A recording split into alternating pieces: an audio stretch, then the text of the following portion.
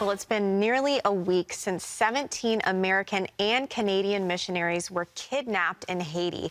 Now, the leader of the gang that snatched the group is now threatening to kill them if a ransom isn't paid, according to a video circulating on social media in Haiti. The 400 Mawazo gang is demanding $17 million for the release of the hostages. The missionaries are reportedly being held at a house in Port-au-Prince. The group from Ohio-based Christian Aid Ministries was returning from a visit to an orphanage when the gang stopped their bus and took them hostage. The captives include 5 children ranging in age from 8 months to 15 years old. So obviously, the conversation that I wanted to have with you, Gordon, is suffering for Christ. Clearly, these people... We all look forward to that. Yeah. And we talk about this actually on this week's podcast episode for the lesson. But what does it mean to suffer for Christ? Do we all suffer for Christ? No, we don't all suffer for Christ. And in the early church, you actually had people praying for that. They look forward to martyrdom. Polycarp had that's one of the martyrs. He had a way out. There was actually reaction to him being killed because he was such a man of peace. And here he is in his 80s, and people are going, well, he's been a model person. Why in the world would the Roman Empire kill him? Do we all suffer? The answer is no, but the question has been out there for a long time, and it's as old as Peter and John being greeted by the resurrected Jesus on the shores of Galilee. And Jesus is very specific with Peter. There's going to come a time when you're going to be carried away. So he gives him the prophecy of how he's going to die. Wow. And Peter, in that moment, says, well, what about John? And the response from Jesus is, why does that concern you? Wow. What if he were to stay until I return? Wow. So is it for everyone? The answer is no. I'll tell a war story. I'm old enough to have a bunch of war stories, so I'll tell a war story.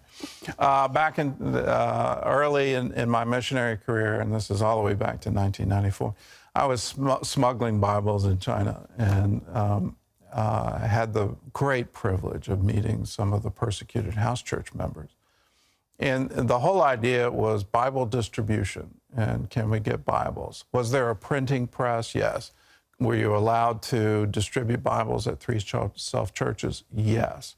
But there was a limit, and you couldn't get Bibles in Western China. And so these house church members dedicated their lives and their liberty to say, we will go against the government regulations. We will travel out of our permitted areas. And that's sort of really alien to Americans, that if you live in Virginia, you can't go to North Carolina. Wow. But that was the situation. They volunteered to take truckloads of Bibles to Western China. I knew they were putting their lives on the line. I mean, it was a really tense situation. And so I just let me pray for you. And so, I started praying for them that, God would be with them in the middle of persecution, all of these things. It was amazing to me. They shut that down. They said, no. Yeah, we're going to be fine. Wow. We're going to be absolutely fine. What we need to pray for, and what is on our heart, is that the cares and concerns of Christians in America, the cares and concerns of this world, will not choke the word and make it unprofitable. Whoa. So it was interesting. They chose to do this, fully knowing that if they came into persecution, they were going to stand strong. At that point in time, their biggest concern was Christians in America. Would we stand strong in the middle of our wealth, in the middle of everything that we have, all the liberty that we allow the cares and concerns of the world to come in and choke the word? Yeah. That is direct out of Matthew chapter 13. Yeah. And so you look at the sower who goes out to sow on the different kinds of ground. It gives you a real good picture of the obstacles to the gospel. It's not necessarily just persecution. Okay, yeah. Wow. Well, how do we not?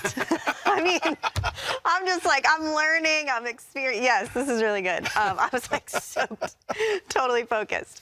How do we not lose hope while we're suffering? Lean into him. The same thing, if you're, like the Church of Laodicea and you think you have everything, which is the church in America, we think we have it all, we don't need God. Lean into him.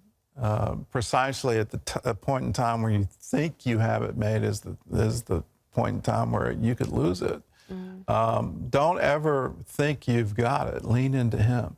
Yeah. For those who are going through extreme persecution, I met with a wonderful Filipino pastor who had been in prison for his faith in Saudi Arabia. His crime was his relatives sent him a Christian magazine in the mail. That was sufficient for the religious police to come break in his door and carry him away captive.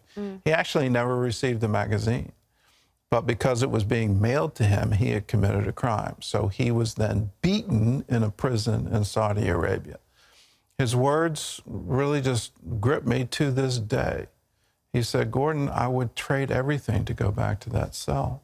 Wow. Because in that cell, I had the presence of Jesus like I've never had it before. Ooh.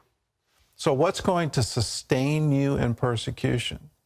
Well, it's the presence of Jesus. Amen. What will sustain you in the cares and concerns of this world? And boy, do we have a lot of them right now. Yeah. The presence of Jesus. So practice that presence. Cling to him. Pray to him. I want to know you more. Show me what to do, how to do it. Lean into him. If you do that in all your ways, he will direct your path and give you all the peace you need to hold up in extreme persecution. Amen. He is. I think I'm preaching. You are. It's all good, though. You're on. He is the Prince of Peace. Hello, I'm Gordon Robertson. Thanks for watching the video. Be sure to like, subscribe, and hit the notification bell for more encouraging videos like this one. Welcome to the 700 Club Interactive family, and God bless you.